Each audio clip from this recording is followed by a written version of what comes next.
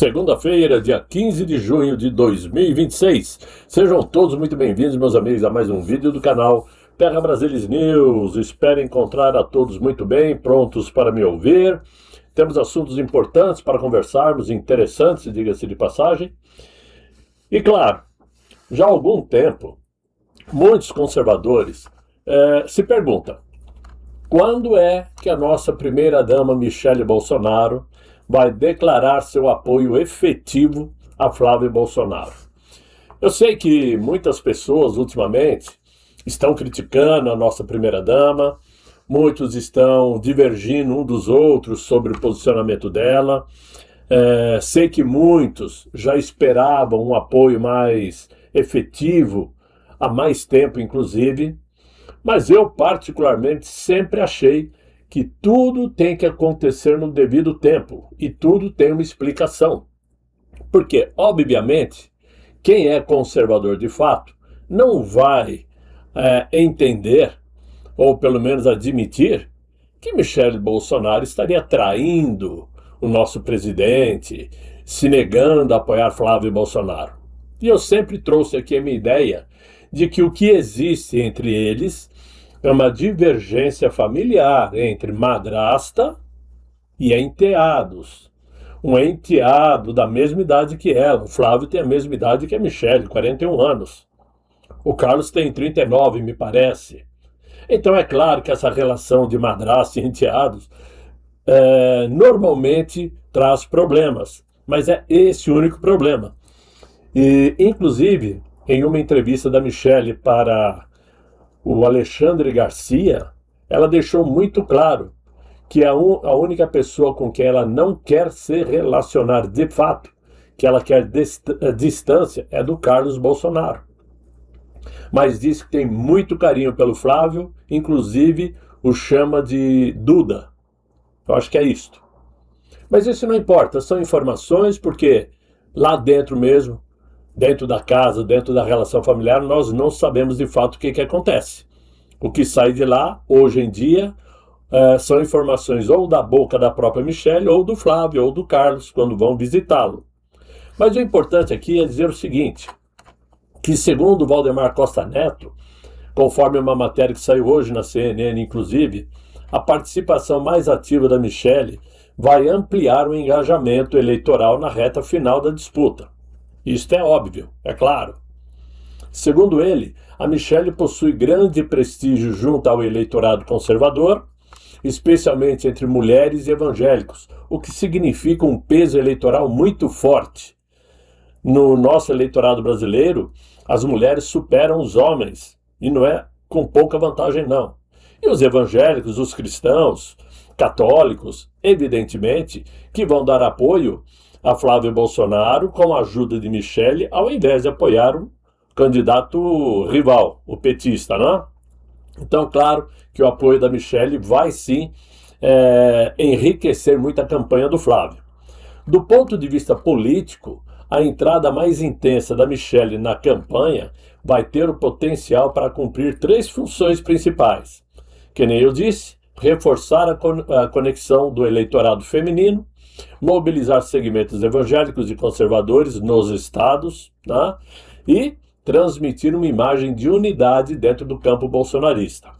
Bom, aí eu quero dizer o seguinte, eu também já comentei muito sobre isso, já fui aí, como se diz, mal interpretado nos comentários, pelo fato de defender sim Michele Bolsonaro, eu defendo, como defendia Tarcísio de Freitas, sempre defendi, e não me arrependo. Por quê? Porque de fato, essa tal direita limpinha, essa direita aí sem o Bozo, o que ela causou até agora foi somente estresse, dor de cabeça e um racha na direita. Porém, esse racha é um racha benéfico, porque esse racha conseguiu separar o joio do trigo. Quem é de fato de direita conservadora bolsonarista e quem é de direita pendendo mais ali para o Partido Novo, né? Apoio dos bolsonaristas sem o Bozo, aquela turminha que vocês já conhecem. E por isso, quando eu vejo esses bate-bocas do Constantino, né, que é uma decepção hoje em dia para todos nós, com o Alan dos Santos, que é outra decepção para mim, com o Lacombe, que eu também, né, não vou muito com a lata, e nós vamos vendo aí essas divisões, você chega à conclusão de que realmente a verdadeira direita não é esta, não é desses influenciadores que ficam batendo boca nas redes sociais. São aqueles verdadeiramente conservadores que trabalham nos bastidores, trabalham no boca a boca com familiares, conhecidos, amigos. E aqueles que ainda mantêm um apoio efusivo a Jair Bolsonaro e que estão dentro do parlamento ou dentro dos partidos políticos ou nas assembleias legislativas Brasil afora, mantendo o conservadorismo raiz e apoiando as ideias do nosso presidente, que agora foram transferidas para o Flávio Bolsonaro, que é o nosso candidato. Ponto final. A Michele Bolsonaro nunca se colocou candidata à presidência, assim como o Tarcísio de Freitas também nunca se colocou. Quem os colocou, ou os colocaram como pretensos candidatos à presidência, foram justamente aqueles que pretendiam criar o racha dentro da família Bolsonaro. E olha que quase conseguiram. Tem muitos conservadores que eu conheço que ainda acreditam que Tarcísio não é fiel a Bolsonaro, que a Michele está traindo o marido. Onde já se viu isto? Não tem o menor sentido. Mas eu explico mais adiante. Agora, independente a tudo isto que foi colocado pelo Costa Neto, a própria Michele Bolsonaro já havia se manifestado no último dia 9, dizendo que vai apoiar a campanha de Flávio Bolsonaro para a presidência da República. Ela disse o seguinte: vou apoiar, com certeza, mas no momento adequado. Palavras dela. Né? No momento certo, com certeza. E ela completou dizendo que neste momento, quem está precisando mais do apoio dela, dos cuidados dela, é o seu marido, Jair Bolsonaro. Né?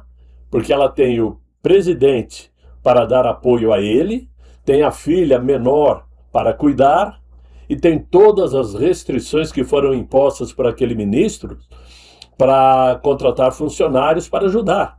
Inclusive, o próprio Muralha da Democracia proibiu que o irmão de Jair Bolsonaro se transformasse no seu cuidador, para que a Michele tivesse mais disponibilidade para trabalhar na política. Então, tudo isso é muito importante. Ela disse nessa entrevista que ela deu para a rádio CBN, dizendo que condiciona, inclusive, a sua candidatura para o Senado Federal à melhora de Jair Messias Bolsonaro.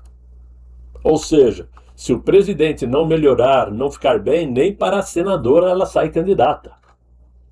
Só que nos bastidores, o que se comenta é que a Michele quer primeiramente garantir que o nosso presidente ganhe a prisão domiciliar em definitivo, já que o prazo para a prisão domiciliar termina agora no próximo dia 25, e a depender daquele ministro, ele pode voltar para a Papudinha. Então a preocupação de Michele é que uma antecipação de apoio para a candidatura do Flávio possa inflamar o ambiente e pode vir a instigar o desejo daquele ministro em mandar Jair Bolsonaro de volta para a Papudinha. Portanto, nesse sentido, toda cautela é fundamental e é pouca. Até porque ainda é muito cedo para mostrar total apoio, o apoio efetivo, queimando cartas. Porque em jogo político, todas as cartas nas mangas são fundamentais para serem usadas no momento adequado.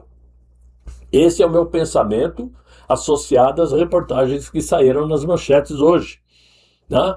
E nós temos que entender isso desta forma. Não existe traição. O que existe dentro da família Bolsonaro é desavença de madrasta e enteado, nada além disto. Simples assim. Né?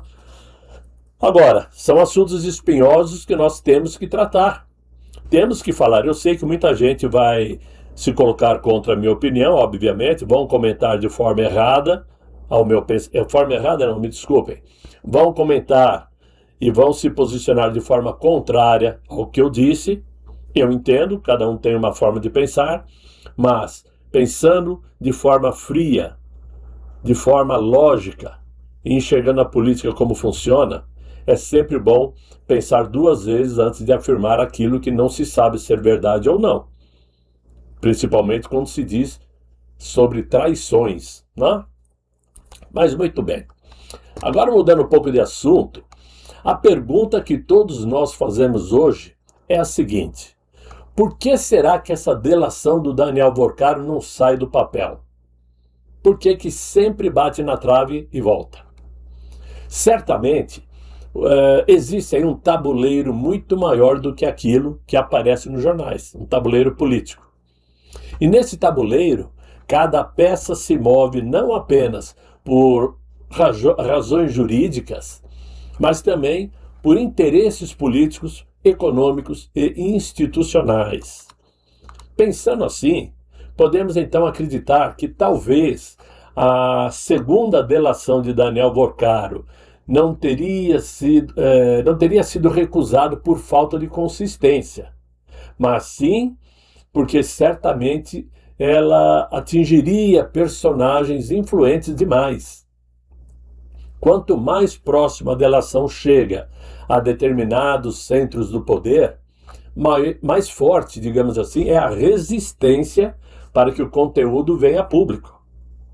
Assim, a recusa não se dá por problemas técnicos, mas como uma forma elegante de impedir que determinadas informações produzam efeitos políticos imprevisíveis.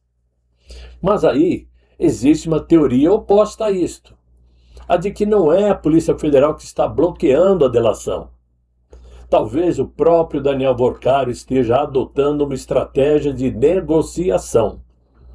Ele sabe que uma delação é um ativo muito valioso. Se ele entregar tudo imediatamente, ele perde poder de barganha. Por conta disto, ele vai apresentando versões incompletas, aguardando o momento mais favorável para obter benefícios maiores, ou para compreender melhor o rumo dos processos que cercam o caso Master. E nesta hipótese, a recusa seria consequência de uma proposta deliberadamente insuficiente, ou seja, ele esconde a propósito. Só que existe ainda uma segunda hipótese, né? Menos conspiratória e mais institucional. A delação simplesmente não teria atendido aos requisitos exigidos pela legislação e por isso foi recusada. Colaborações premiadas precisam apresentar o quê? Fatos verificáveis, né? Documentos, nomes e elementos inéditos. Coisas que a própria Polícia Federal ainda não encontrou.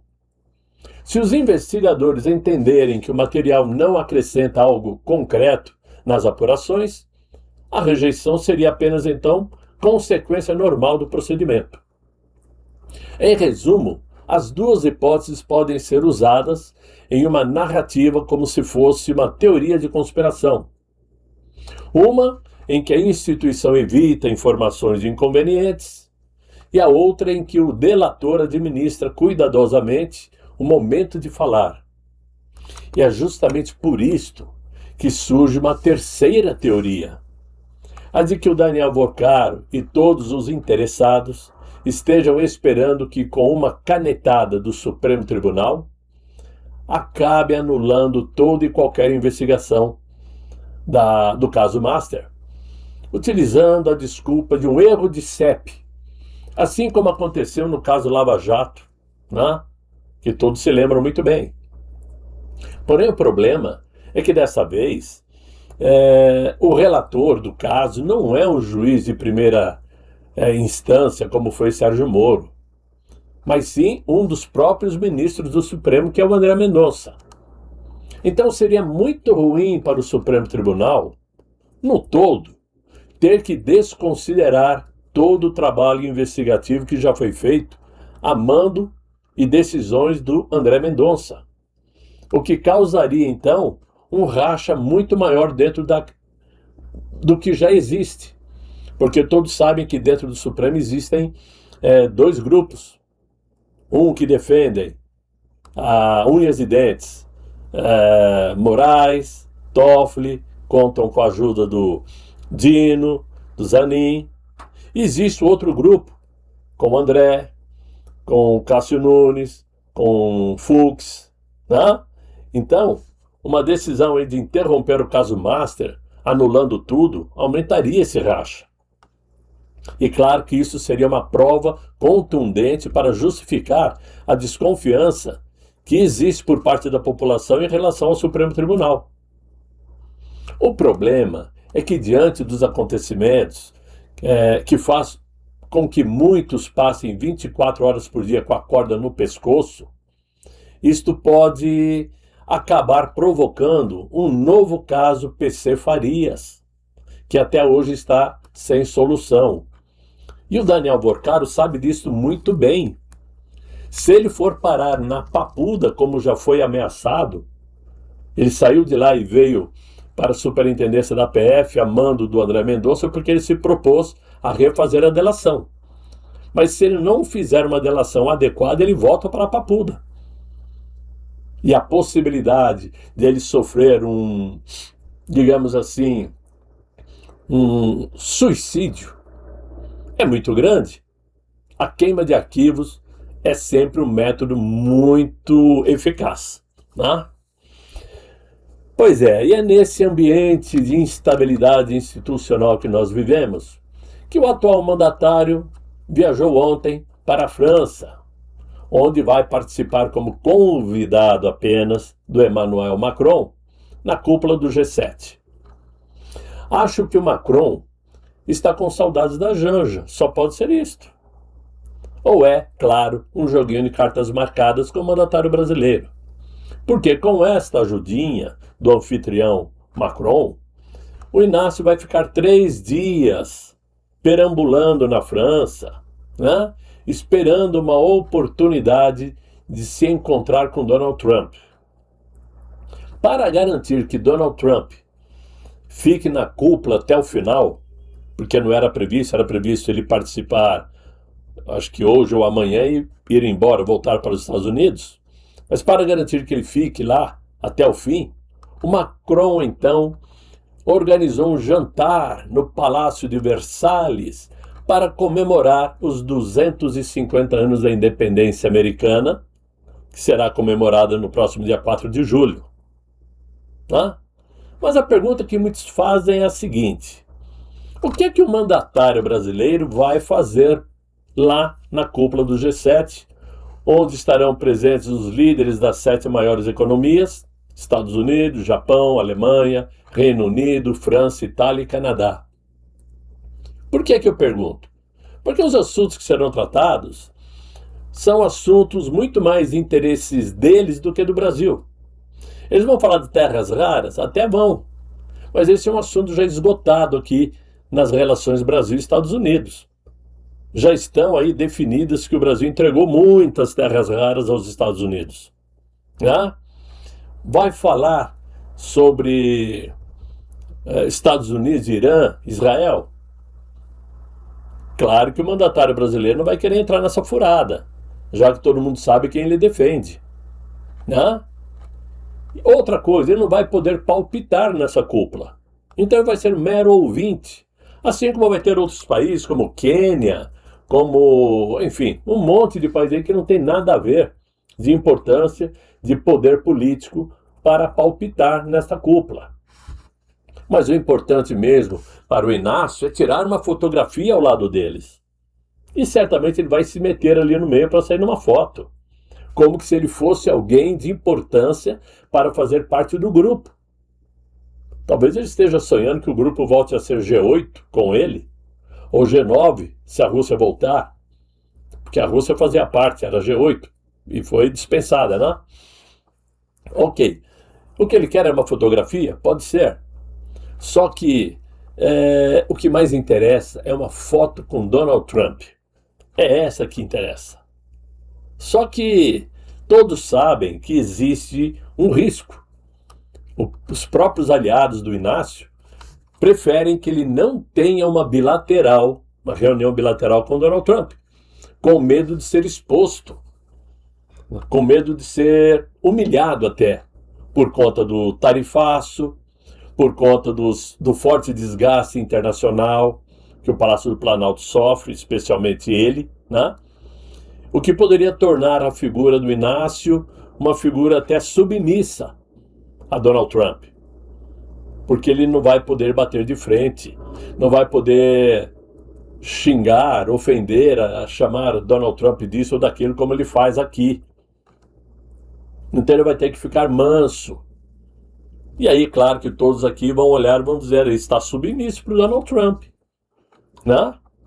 Então esse encontro direto com Donald Trump faz com que muitos aliados prefiram que não exista, exceto se Donald Trump convidá-lo para uma reunião. Caso contrário, ele não vai se oferecer para isto. Aliás, falando em conflito do Irã com os Estados Unidos, hoje Donald Trump e o J.D. Vance já assinaram um pré-acordo com o Irã. E o acordo oficial deverá ser assinado lá em Genebra no próximo dia 19.